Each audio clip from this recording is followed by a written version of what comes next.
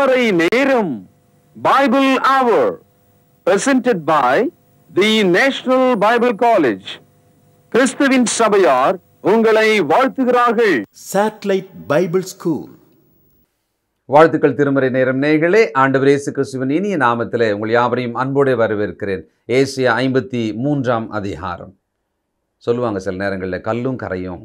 இந்த ஏசியா 53வது அதிகாரத்தை தொடர்ந்து நம்ம கேட்டுக்கிட்டே வர்றோம். கொஞ்சம் கொஞ்சமாக ஒவ்வொரு நாளாக கவனிக்கிறோம். ஒருவேளை உங்களுக்கு சமயம் இருந்து எல்லாத்தையும் மொத்தமாக ஒரு நாள் உட்காந்து அப்படியே வரிசையாக ஒரே நேரத்தில் கேட்டிங்கன்னு வச்சுங்களேன், நிச்சயமாக நம்ம உள்ளம் உடையும், நம் கண்களில் கண்ணீர் வரும், நம்முடைய உள்ளம் நிச்சயமாக ஒரு பெரிய ஒரு பக்குவத்தை மாறுதலை அடையும். அதில் எந்த மாற்றமில்லை, நீங்களும் அதை ஏற்றுக்கொள்வீங்க. இப்போது இந்த உலக பிரகாரமாக பார்க்கும்போது சில நேரங்களில் நம்ம இப்படி கேள்விப்பட்டிருக்கோம் செய்திகளில், ஒரு நாட்டில் ஒரு நீதிபதி தண்டிக்கப்பட்டார். அவர் ஒரு தப்பு பண்ணியிருப்பார், அதில் பிடிச்சிருப்பாங்க, அவரை தண்டித்தாங்கன்னு சொல்லி. அதுக்கு நம்ம மனசு வருத்தப்பட்டாலும் நம்ம யோசிப்போம், இந்த மாதிரி எப்படிப்பா அது ஒரு நீதிபதி எப்படி தண்டிக்கலாம், நீதிபதிக்கு எப்படி ஒரு தண்டனை கொடுக்கலாம் அப்படின்னு நம்ம யோசிப்போம். அது உண்மையாக இருக்குமா அப்படின்னு. இங்கே சர்வலோகத்தையும் நியாயாதிபதியாக நியாயந்தீர்க்க வேண்டியவராகிய இயேசு, அவர் தான் ஜட்ஜு. அவர் அந்த நீதிமன்றத்தில் மனிதனுக்கு முன்னால் நின்று அந்த நியாயாதிபதியை குற்றவாளி அப்படின்னு மனிதன், பாவியாகிய ஒரு மனிதன் தீர்க்கிறான். இந்த இடத்துக்கு அவர் தன்னை ஒப்பு கொடுத்தார். பார்த்தீங்களா? இதுதான் அந்த அன்பினுடைய உச்சத்தை இன்னொரு முறை நீங்கள் அங்கே பார்க்கலாம். இயேசு சிலுவையிலே பலியான பொழுது தேவனுடைய அன்பின் உச்சத்தை நாம் பார்க்கிறோம். அவர் தன்னையே ஒப்பு கொடுத்தார் என்று வெறும் சிலுவையில் மாத்திரம் இயேசுவின் அன்பை நாம் கவனிக்கிறதில்ல. அவர் இந்த பாடுகளை அனுபவித்து கொண்டிருக்கிற ஒவ்வொரு சந்தர்ப்பங்கள், ஒவ்வொரு நாள், அந்த ஒவ்வொரு நிகழ்வுகள்லேயுமே அவர் அந்த அன்பை முழுவதும் நம்ம மேலே வச்சதுனால தான் சகிக்க முடிஞ்சது, ஏற்றுக்கொள்ள முடிந்தது. ஒரு நீதிபதி குற்றவாளியாக்கப்பட்டார். உலக வரலாற்றிலேயே ஒட்டுமொத்த உலக மக்களுடைய பாவத்துக்காக ஒரு நீதிபதி, பாவமில்லாதவராகி அவர் தண்டிக்கப்பட்டார். சரி, தொடர்ந்து நாம் கவனிப்போம். மனதுருக்கமான இந்த செய்தி நமக்குள்ளே ஒரு பெரிய ஒரு மாற்றத்தை, ஆவிக்குரிய ஒரு விழிப்புணர்வை உண்டாக்கட்டும். செய்திக்கு போகலாங்களா? இந்த நாளில் நம்முடைய செய்தியாளர் தேசிய வேதாகம கல்லூரியினுடைய கல்வித்துறை தலைவர் டாக்டர் பீட்டர் சாலமன் ஐயா அவர்கள்.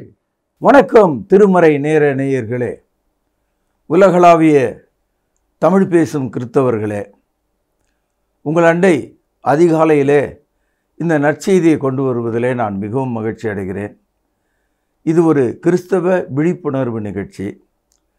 நடுநிலைமையானது, மதசார்பற்றது, மார்க்கத்தை போதிக்கிறதாக இருக்கிறது. இந்த நாட்களில் ஏசாயா 53 அதிகாரம், இதிலிருந்து பல பாடங்களை நாம் படித்து வருகிறோம். இது ஒரு ஆழமான தொடர். ஏசாயா 53 அதிகாரத்தை படித்த ஒரு கிறிஸ்தவர் கிறிஸ்துவனுடைய பாடுகளை, மரணத்தை, உயிர்த்தெழுதலை விசுவாசிக்கிறவராக மாறி சிறந்த ஒரு கிறிஸ்தவராக அவர் வாழுவார். சகோதரர்களே, அந்த வகையில் இன்றைக்கு ஏசாயா 53 அதிகாரம் 8-9 வசனங்களை நாம் தெரிந்து கொள்ளலாம். ஏசாயா 53 அதிகாரம் பழைய ஏற்பாட்டில் 860வது பக்கம், 8வது வசனம். இடுக்கண்ணிலும் நியாய தீர்ப்பிலும் இருந்து அவர் எடுக்கப்பட்டார், அவருடைய வம்சத்தை யாரால் சொல்லி முடியும்? ஜீவனுள்ளோருடைய தேசத்திலிருந்து அறுப்புண்டு போனார், என் ஜனத்தின் மீறுதல் நிமித்தம் அவர் பாதிக்கப்பட்டார். 9வது வசனம். துன்மார்க்கரோடு அவருடைய பிரேத குழியை நியமித்தார்கள், ஆனாலும் அவர் மரித்தபோது ஐஸ்வர்யவானோடு இருந்தார், அவர் கொடுமை செய்யவில்லை, அவர் வாயில் வஞ்சனை இருந்ததும் இல்லை. 2 விஷயங்களை இன்றைக்கு நாம் கவனிக்க வேண்டும்.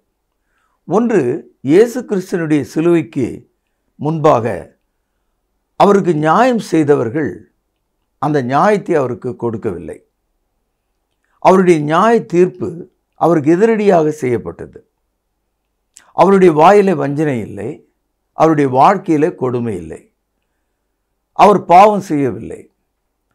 நீதிமானாக இருந்த அவருக்கு எப்படி மரண தண்டனை வழங்கப்பட்டது? அப்படியானால் நியாய தீர்ப்பிலிருந்து அவர் துரத்தப்பட்டார், விலக்கப்பட்டார். அவருக்கு நியாய தீர்ப்பு செய்ய மனிதர்கள் கொடுமை செய்தார்கள். சகோதரர்களே, இயேசு கிறிஸ்துவினுடைய நியாய தீர்ப்பை நீங்கள் தெரிந்து கொள்ள வேண்டுமானால் பல தகவல்கள் இதற்குள் அடங்கி இருக்கிறது. மத்தேயு 26ஆம் அதிகாரம் 57வது வசனம். இயேசுவை பிடித்தவர்கள் அவரை பிரதான ஆசாரியனாகிய காய்பாவினிடத்திற்கு கொண்டு போனார்கள். அங்கே வேத பாரகரும் மூப்பரும் கூடி வந்தார்கள். நீங்கள் இதனுடைய தொடர்ச்சியை படிப்பீர்களானால், இயேசு கிறிஸ்து நடு இரவில் அன்னா காய்பா என்ற ஆசாரனுடைய வீட்டில் முதலாவது விசாரிக்கப்பட்டார். இரண்டாவதாக லூக்கா 23ஆம் அதிகாரம் 7வது வசனத்தில் அந்த பிரதான ஆசாரியரும் வேத பாரகர்களும் ரோம அரசனாயிருந்த ஏரோதனுடைய எல்லைக்குள்ளே இந்த சம்பவம் நடக்கிறதுனால அவனிடத்தில் இயேசுவை கொண்டு சென்றார்கள். இந்த தகவலை லூக்கா 23ஆம் அதிகாரம் 7வது வசனத்தில் நீங்கள் பார்க்கலாம். புதிய ஏற்பாட்டில் 120வது பக்கம். அவர் ஏரோதின் அதிகாரத்துக்குள் ஆனவர் என்று அறிந்து அந்நாட்களில் எருசலேமிலே வந்திருந்த ஏரோதின் இடத்திற்கு அவரை அனுப்பினான். இது 2வது விசாரணை. அப்படி அவர்கள் விசாரித்த போது ஏரோது அவருடைய நீதியை கவனிக்காமல் அவரை ஒரு பாவியாக பார்க்கிறான். 8வது வசனம் பாருங்கள். ஏரோது இயேசுவை குறித்து அநேக காரியங்களை குறித்து கேள்விப்பட்டிருந்ததனால் அவரால் செய்யப்படும் அடையாளத்தை பார்க்க வேண்டும் என்று விரும்பினதனாலும் அவரை காணும்படி வெகு நாளாய் ஆசை கொண்டிருந்தான். அந்தபடி அவரை கண்டபோது மிகவும் சந்தோஷப்பட்டு அநேக காரியங்களை குறித்து அவரிடத்தில் வினாவினான். அவர் மறுமொழி அவனுக்கு ஒன்றும் சொல்லவில்லை. பிரதான ஆசாரியரும் வேத பாரகரும் அவர் மேல் பிடிவாதமாய் குற்றம் சாட்டி கொண்டே இருந்தார்கள். கவனியுங்கள் 11ஆம் வசனம்.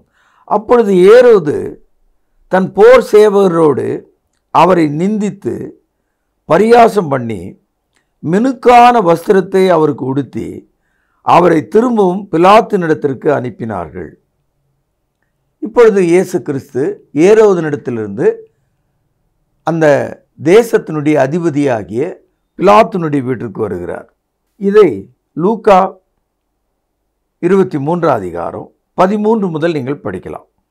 பிலாத்து பிரதான ஆசாரியர்களையும் அதிகாரிகளையும் ஜனங்களையும் கூடி வரச் செய்து அவர்களை நோக்கி, ஜனங்களை கலகத்துக்கு தூண்டி விடுவதனாக இந்த மனுஷரை என்னிடத்திலே கொண்டு வந்தீர்கள். நான் உங்களுக்கு முன்பாக விசாரித்த போது இவன் மேல் நீங்கள் சாட்டுகிற குற்றங்களில் ஒன்றையும் நான் இவனிடத்தில் காணவில்லை. சகோதரர்களே, நான் 3 விஷயங்களை இங்கே சொல்ல விரும்புகிறேன். இயேசு நியாயஸ்தானத்துக்கு வந்தபோது மோசேயினுடைய நியாயப்பிரமாணத்தின்படி இரக்கமும் தயமும் காண்பிக்க வேண்டிய பிரதான ஆசாரியர் அவரை மிகுந்த ஒரு பாவியாக காண்கிறார். அவர் மரண ஆக்கினிக்குட்பட வேண்டும் என்று அந்த சமூகம் விரும்புகிறது. அடுத்ததாக நீண்ட காலமாக இயேசு சந்திக்க விரும்பின ஏரோது அவரை சந்தித்த போது அவனுக்கு தேவையான பதில் கிடைக்காமல் போனதுனால அவர் மீது மிடுக்கான உடை உடுத்தி அவரை அடித்து அவரை பிலாத்தினிடத்தில் அனுப்பிவிட்டான். இப்போ ஏரோதினிடத்திலிருந்து புறப்பட்ட இயேசு கிறிஸ்து பிலாத்தினுடைய அரண்மனையில் முற்றத்திலே நிற்கிறார். இது ஒரு பெரிய பகுதி. இந்த 3 விஷயங்களையும் நீங்கள் வீட்டில் படிக்கணும். அதாவது இயேசு கிறிஸ்துவனுடைய நியாய தீர்ப்பு அன்றைக்கு அவர் நிற்கும்போது மோசேனுடைய நியாயப்பிரமாணம் அவரை எப்படி பார்த்தது, அன்றைய அரசன் எப்படி அதை பார்த்தார், அன்றைய தேசாதிபதி அவரை எப்படி பார்த்தார். இதில் நடுவில் ஒரு அரசியல் இருக்கிறது. இந்த ஏரோதும் இந்த பிலாத்தும் ஜென்ம விரோதிகள். ஆனால் இந்த இயேசு கிறிஸ்து நிமித்தம் அவர்கள் சிநேகிதர்களாகி சந்தோஷப்பட்டார்களாம். பாருங்கள், லூக்கா 23ஆம் அதிகாரம் 12வது வசனம். முன்னே ஒருவருக்கொருவர் பகைவராய் இருந்த பிலாத்தும் ஏரோதும் அன்றைய தினம் சிநேகிதரானார்கள். இயேசு கிறிஸ்து நீதிமன்றத்திலே நிற்கிறார். அவரிடத்தில் எந்த குற்றமும் இல்லை, ஒரே ஒரு குற்றமும் இல்லை. ஒரு கன்னத்திலே அறைவதற்கான கூட ஒரு குற்றம் அவரிடத்தில் இல்லை. அவருக்கு சிலுவை மரணம் கொடுக்கப்பட வேண்டும் என்று அந்த யூத சமுதாயம் அன்று கேட்டுக்கொண்டது. மத்தேயு 27ஆம் அதிகாரம் 22ஆம் வசனம். பிலாத்து அவர்களை நோக்கி, அப்படியானால் கிறிஸ்து எனப்பட்ட இயேசுவை நான் என்ன செய்ய வேண்டும் என்று கேட்டான். அவனை சிலுவிலே அறைய வேண்டும் என்று எல்லாரும் சொன்னார்கள். அது மாத்திரமல்ல, 25வது வசனம் பாருங்கள். அதற்கு ஜனங்கள் எல்லாரும், இவனுடைய இரத்தப்பழி எங்கள் மேலும் எங்கள் பிள்ளைகள் மேலும் இருப்பதாக என்றும் சொன்னார்கள்.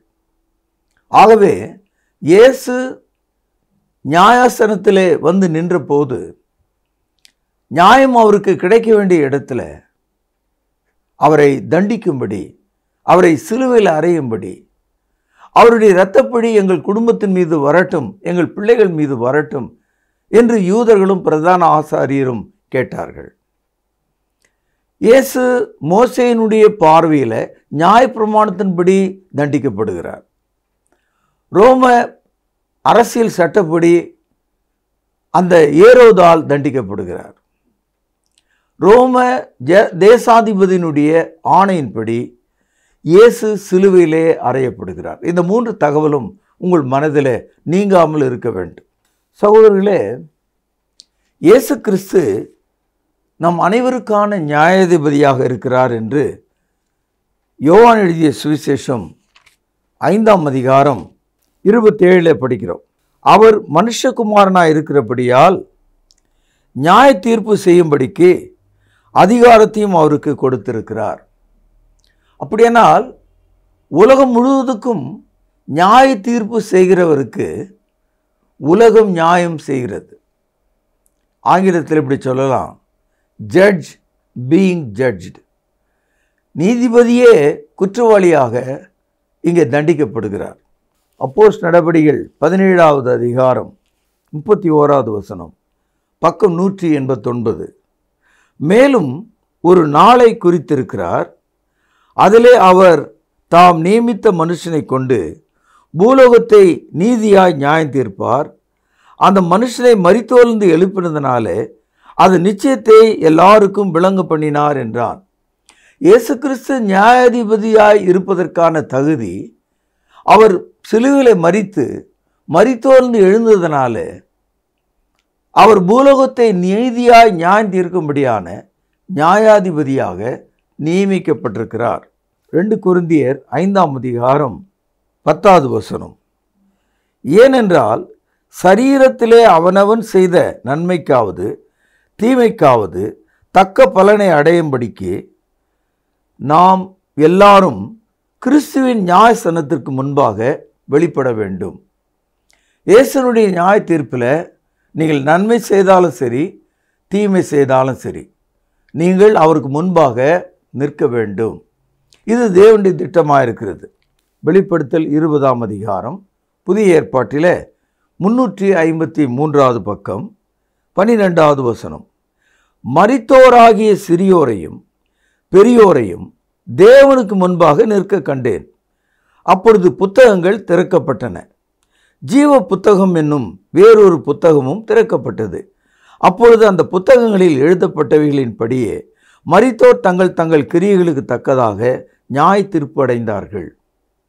ஆகவே இயேசு கிறிஸ்துவினுடைய நியாய தீர்ப்பு சிறிய புத்தகமாகிய ஜீவ புத்தகம், அதுதான் அந்த புதிய ஏற்பாடு. இந்த புத்தகத்தில் எழுதியிருக்கிறபடியே உங்களுக்கு நியாய தீர்ப்பு இருக்கிறது. வெளிப்படுத்தல் 20ஆம் அதிகாரம் 11வது வசனம். பின்பு நான் பெரிய வெள்ளை சிங்காசனத்தையும் அதன் மேல் வீற்றிருக்கிறவரையும் கண்டேன். அவருடைய சமூகத்திலிருந்து பூமியும் வானமும் அகன்று போயின, அவைகளுக்கு இடம் காணப்படவில்லை. இந்த நியாய தீர்ப்பு வானம் பூமி அகன்று போன அந்த நாளிலே நடக்கும் என்று நாம் அறிந்திருக்கிறோம்.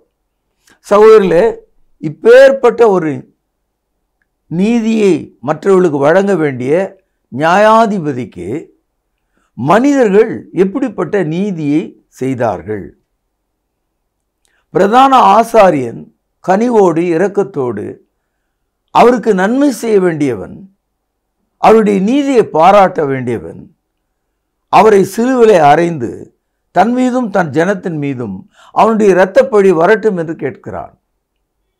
இயேசுனுடைய அற்புதத்தை எல்லாம் கேட்டு ஆச்சரியப்பட்டு கொண்டிருந்த பிலாத்து அவரை சந்தித்த போது அவனுக்கு பதில் கிடைக்காமல் போனதனால வெறுப்புற்று மினுக்கான உடை அணிந்து அவரை அடித்து அவரை பிலாத்தினிடத்தில் விசாரிக்கத்தக்கதாக ஒப்பு கொடுத்தான் என்று பார்க்கிறோம். நீண்ட காலமாக பகையாக இருந்த பிலாத்துவும் ஏரோதும் அன்றைய தினம் சிநேகிதரானார்கள். இயேசுவின் நாமத்திலே அவர்களுக்கு சமாதானம் உண்டாயிற்று என்று பார்க்கிறோம். மூன்றாவதாக பிலாத்து அவரை நன்றாக விசாரித்து அவரிடத்தில் ஒரு குற்றமும் காணேன், அவர் ஒரு நீதிமான் என்று சொன்னார். ஆனாலும் யூதர்கள் விடாப்பிடியாக அவரை சிலுவிலே அறையும் என்று சொல்லப்பட்ட போது அவருடைய நீதிமன்றத்திலிருந்து எடுத்து போடப்பட்டது. இதைதான் ஏசாயா 53 அதிகாரத்தில் நாம் படிக்கிறோம். ஏசாயா 53 அதிகாரம் 8வது வசனம், இடுக்கண்ணிலும் நியாய தீர்ப்பிலிருந்து அவர் எடுக்கப்பட்டார், அவருடைய வம்சத்தை யாரால் சொல்லி முடியும்? ஜீவனுள்ளோருடைய தேசத்திலிருந்து அறுப்புண்டு போனார், என் ஜனத்தின் மீறுதல் நிமித்தம் அவர் வாதிக்கப்பட்டார். இப்பொழுது இயேசு சிலுவையில் அறையப்பட்டதோடு போகவில்லை, அவரை அறையும் போது அவரை அவமானப்படுத்துகிறார்கள். பட்டக்காலிலே படும் என்று சொல்லுவார்கள். மனிதனுடைய உடலில் ஒரு காயம் ஏற்பட்டால் அது ஆறும், ஆனால் மனிதனுடைய இருதயத்தில் காயம் ஏற்பட்டால் அது ஆறாது. அது மாதிரி, அதாவது இன்சல்ட் டு த இன்ஜரி என்று சொல்வார்கள்.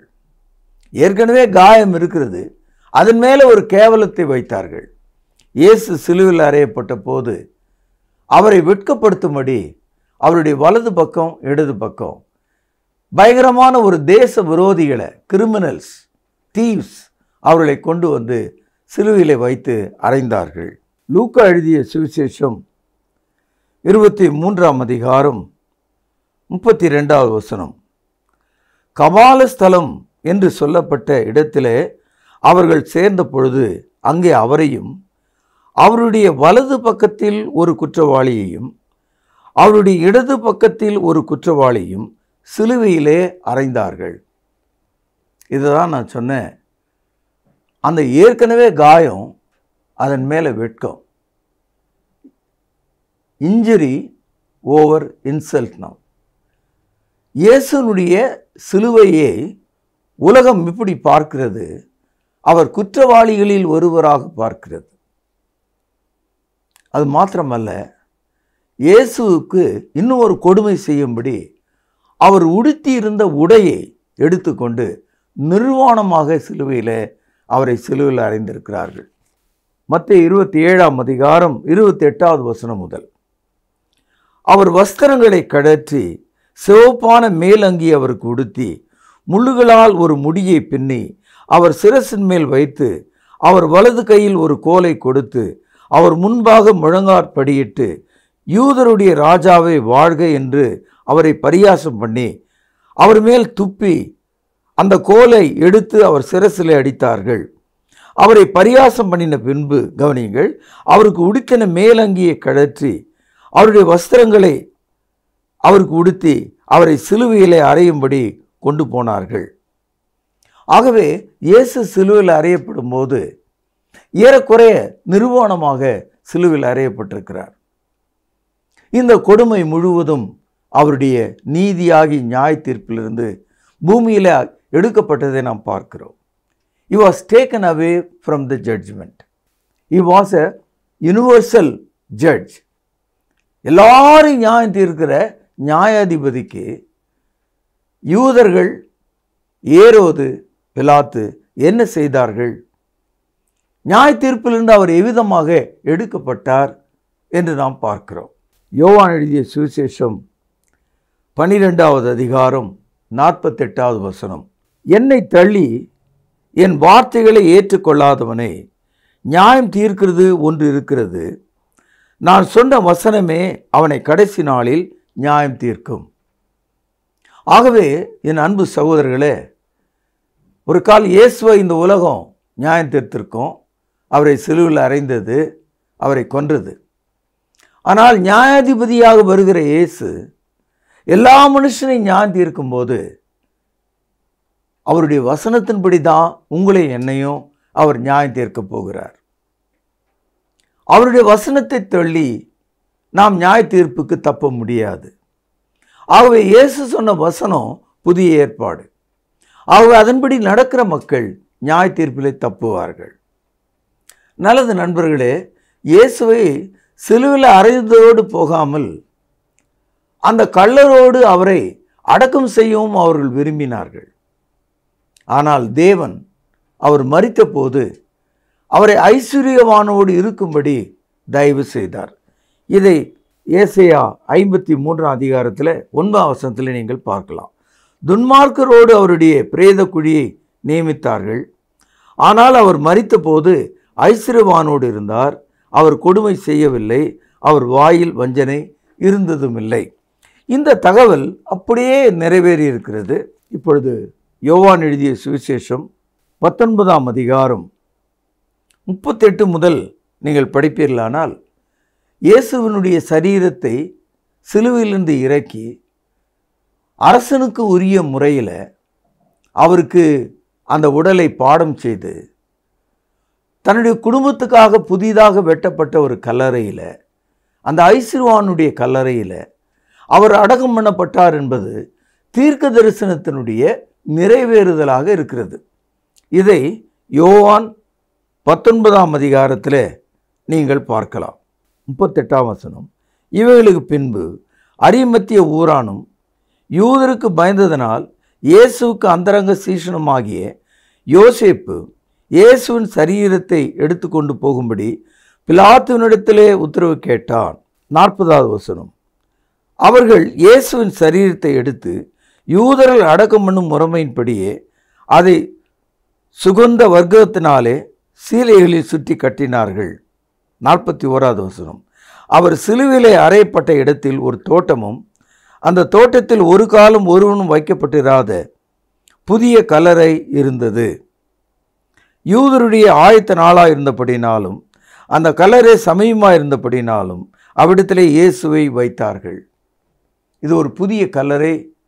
இயேசு மரித்த போது அந்த துரோகிகளாகிய 2 கள்ளரோடு அடக்கம் பண்ணப்படாமல் நீதிமானாகிய அரிமத்திய ஊரானாகிய யோசேப்பினுடைய புதிய கல்லறையில் அடக்கம் பண்ணப்பட்டார். இதை மத்தேயு, மார்க்கு, லூக்கா, யோவானில் நீங்கள் படிக்கலாம். சகோதரர்களே, இந்த நாளில் நீங்கள் கேட்ட இந்த தகவல் என்னன்னா 2 விஷயங்கள். ஒன்று, அவரை அக்கிரமக்காரரோடு ஒன்றாக சேர்க்க பார்த்தார்கள். 2, அவருடைய நீதியை எடுத்து போட்டார்கள். ஆனால் கர்த்தர் அவரை மரித்தோழ்ந்து எழுப்பினார் என்பது தான் புதிய ஏற்பாட்டினுடைய வலுவான செய்தியாக இருக்கிறது. நண்பர்களே, இதனுடைய தொடர்ச்சியை நாளை நாம் கேட்போம், பிரார்த்தனை செய்வோம். மகா பரிசுத்த நிறைந்த எங்கள் அன்பான தகப்பனே, மனிதனாக பாவமற்றவராக வந்த ஆண்டவர் இயேசுவை இந்த பூமியிலே 3 நீதிமன்றங்கள் நிராகரித்தது. அவருடைய நீதியை தூக்கி எறிந்தது. அவரை அவமானப்படுத்தத்தக்கதாக அக்கிரமக்காரில் ஒருவராக எண்ணப்பட்டார் என்ற வார்த்தை நிறைவேறத்தக்கதாக அவரோடு கூட கள்ளர்கள் சிலுவிலே அறையப்பட்டார்கள். இத்தனைக்கும் பிறகு கர்த்தாவே, உமது வார்த்தையின்படியே அந்த மரணம் நிகழ்ந்தது. அவர் மரித்த போது ஐஸ்வர்யவானோடு இருந்தார், அந்த கல்லறையில் இருந்தார் என்பது எங்களுக்கு மிகுந்த சந்தோஷத்தையும் ஆச்சரியத்தையும் தருகிறது. பொறுப்பாக இதை உணர்ந்து வாழ எங்களுக்கு உதவி செய்திரலும். ஆண்டவர் இயேசுவின் நாமத்திலே ஜெபம் கேளும் பிதாவே, ஆமேன். ஆண்டவரும் இரட்சகரும் மீட்பருமா இருக்கிற இயேசு கிறிஸ்துவின் இனிய நாமத்தில் திருமறை நேர நேயர்களுக்கு வாழ்த்துக்கள். நேயர்களே, இந்த ஏசாயா 53 அதிகார தொடர் பிரயோஜனமாக இருக்கிறதா? உங்கள் உள்ளம் வசனத்தினால் தொடப்பட்டிருக்கிறதா? இயேசுவானுடைய பாடுகள், அவருடைய துன்பம், துக்கம், வியாகுலம், நம்முடைய பாவங்களெல்லாம் சுமந்த அந்த காட்சி உங்கள் கண்முன் வந்து உங்களுடைய இருதயத்தை தாக்குகிறதா? இந்த வசனங்கள்லாம் படிக்கும்பொழுது எந்த அளவுக்கு நம்முடைய இருதயம் பாடுபடுகிறது? ஆம், இதெல்லாம் நமக்காக. இயேசு சிலுவிலே மரித்தது நமக்காக. பாருங்கள் பிரியமானவர்களே, இயேசு கிறிஸ்து யார்? அவர்தான் உலகத்தை நியாயத்திற்கப் போகிற நியாயாதிபதி. ஆனால் அந்த நியாயாதிபதியே ஒரு குற்றவாளியாக, தண்டனை பெற்றவராக நமக்காக சிலுவையிலே தொங்கினாரே. இதை நீங்கள் புரிந்து கொள்ளுங்கள். இந்த ஏசாயா 53ஆம் அதிகாரத்தை படிக்கிற ஒவ்வொருவரும் மனம் திரும்ப வேண்டும். தன் பாவத்தை குறித்து உணர்வடைய வேண்டும். கண்ணீரோடு தேவனுக்கு கீழ்ப்படிய வேண்டும். ஒருவேளை நீங்கள் இன்னும் கீழ்ப்படியாதவர்களாக இருந்தால் அப்படி செய்யும்படி உங்களை அன்போடு அழைக்கிறேன். நேர்களே, இன்று நீங்கள் கேட்ட செய்திருந்து உங்களுக்கான பரிசு கேள்வி இதுதான். நியாயாதிபதி எப்படி நியாயம் தீர்க்கப்பட்டார்? எழுதிக் கொள்ளுங்கள். சரியான பதிலை உடனே எழுதுங்கள். நியாயாதிபதி எப்படி நியாயம் தீர்க்கப்பட்டார்? எழுதிக் கொண்டீர்களா? சரியான பதில், சரியான பரிசு காத்திருக்கிறது. நேர்களே, நீங்கள் சென்னையில் இருந்தால் எங்களோடு வந்து தேவனுடைய நாமத்தை தொழுது கொள்ளுங்கள். மீண்டும் உங்களை சந்திக்கும் வரை நமது ஆண்டவராக இருக்கிற இயேசு கிறிஸ்துவின் திவ்ய கிருபை உங்கள் அனைவரோடும் கூட இருப்பதாக. அன்பான சகோதர சகோதரிகளை மீண்டும் சந்திப்பதில் நான் மகிழ்ச்சி அடைகிறேன். விசேஷமாக உங்களிடத்தில் ஒரு வேண்டுகோள், ஒரு ரெக்வெஸ்ட். என்ன அப்படின்னா, நம்முடைய பைபிள் அவர் ப்ரோக்ராம் பலவிதமான சேனல்களில் வருது. அதோடு கூட ரொம்ப முக்கியமாக இப்பொழுது உங்களிடத்தில் பொதுவாகவே நம்ம திருமறை நேரம் நிகழ்ச்சியில் பணம் கொடுங்க, இந்த நம்பர் பாருங்கள், அனுப்புங்க அப்படின்னு நம்ம கேட்டதே கிடையாது. ஆனால் மிகப்பெரிய ஒரு ரெக்வெஸ்ட்டை, மிகப்பெரிய ஒரு விண்ணப்பத்தை உங்கள் முன்னால் நான் இப்போ வைக்கலான் இருக்கேன். அது என்னென்னா, நம்முடைய பைபிள் அவர் டிவியினுடைய யூடியூப் சேனலை நீங்கள் பார்க்குறீங்க நிறைய பேர். ஒரே ஒரு விஷயம், அதை பிறருக்கு அறிமுகம் செய்யுங்கள். அடுத்தது சப்ஸ்கிரைப் பண்ணுங்கள். இந்த லைக் பண்ணுங்கன்னு நான் சொல்ல மாட்டேன், அக்செப்ட் பண்ணுங்கள். ஏன்னா ட்ரூத் இல்லையா அது, அதை நாம் அக்செப்ட் தானே பண்ணணும் இல்லையா? அடுத்தது அந்த வியூஸ் எவ்வளவு பார்க்குறாங்களோ அவ்வளவு தூரத்துக்கு நாம் அந்த வசன விதைகளை இன்னொருவருக்கு நாம் கொண்டு சென்றதாக இருக்கும். பழைய ஏற்பாட்டு காலத்தில் குஷ்ரோகிகள் எல்லாருமே சாகிற ஒரு தருவாயில் ஊரே இருக்குது, பட்டணமே இருக்குது. இவங்க அந்த கோட்டையினுடைய எல்லைக்கு வந்த உடனே பகைஞரெல்லாம் ஓடி போயிட்டு உணவுப் பொருள்லாம் கிடக்கிறத பார்த்த உடனே, ஆஹா, இந்த நற்செய்தியை நாம் சொல்லாமல் போனால் நமக்கு ஐயோ என்று சொல்லி அவங்க நல்ல செய்தியை கொண்டு போய் ஊரில் சொன்னாங்க. அதுபோல் இந்த சுவிசேஷம், இந்த சத்தியம், இந்த கிறிஸ்தவ விழிப்புணர்வு ஒருவர் பேச, அதை மற்றவர்களுக்கு அறிமுகம் செய்கிற ஒரு வேலையை, ஒரு அந்திரியாவினுடைய வேலையை அவர் தானே பண்ணார். இயேசுவை கண்டேன், வந்து பாருங்க அப்படின்னார்.